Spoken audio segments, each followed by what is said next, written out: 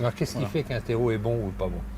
En fait, tous les terreaux, globalement, sont bons. Après, ils sont spécifiques par rapport au type de culture qu'on veut bien mettre en face. Si on prend l'exemple d'un terreau pour les balconnières, c'est un terreau qui va être enrichi en humus, enrichi en fumier, mais aussi il devra être très filtrant de façon à ce qu'il n'y ait pas d'excès d'eau dans la jardinière ou dans le pot. Terreau rosier, terreau plantation sont deux terreaux quand même similaires, riches en humus, avec beaucoup d'apports de fumier. Donc l'humus, pourquoi ils sont riches? Justement pour faciliter l'enracinement et que les plantes s'installent directement dans le sol. Ce terreau-là est de toute façon à mélanger avec la terre d'origine quand on fait la plantation.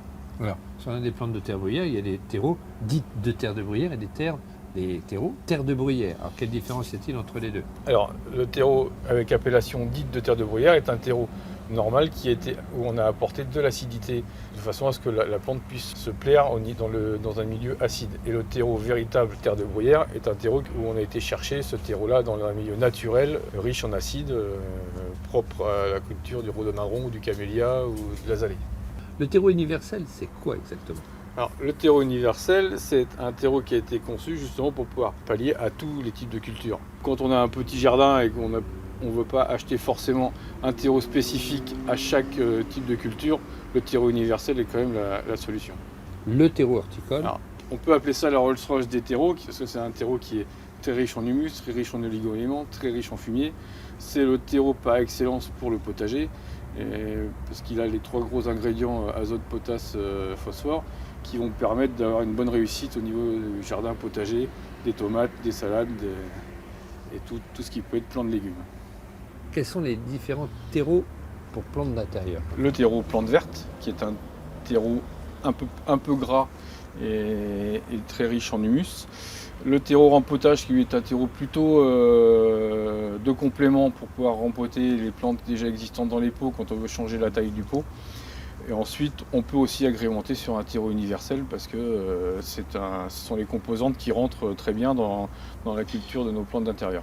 Alors après, trois autres familles qui sont des terreaux très spécifiques parce que quand on prend le terreau orchidée, qui est un terreau quasiment sans support, qui est fait à base d'écorce, à base de pouzzolane, de perlite et toutes ces choses-là.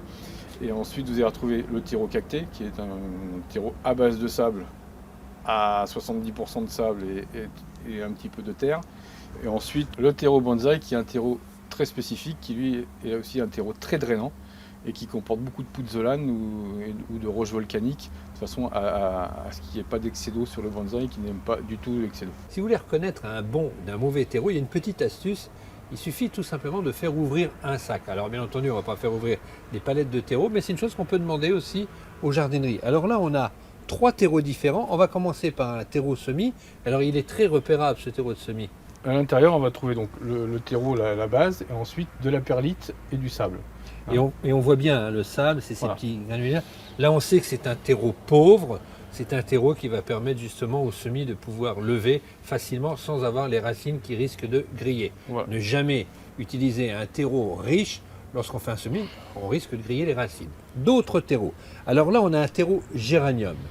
Terreau géranium, donc on va moins voir tout ce qui est sable perlite. Il y en a quand même dedans.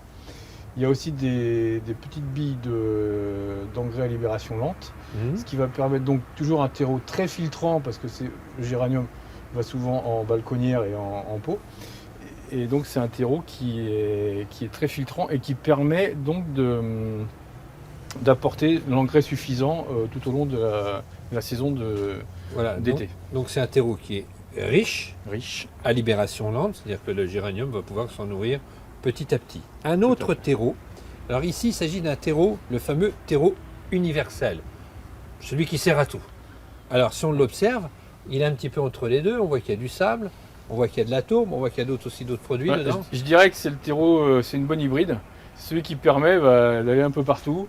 Il a à la fois les composants du terreau de semis et à la fois les composants du terreau géranium. Donc il va vraiment, c'est le terreau passe-partout.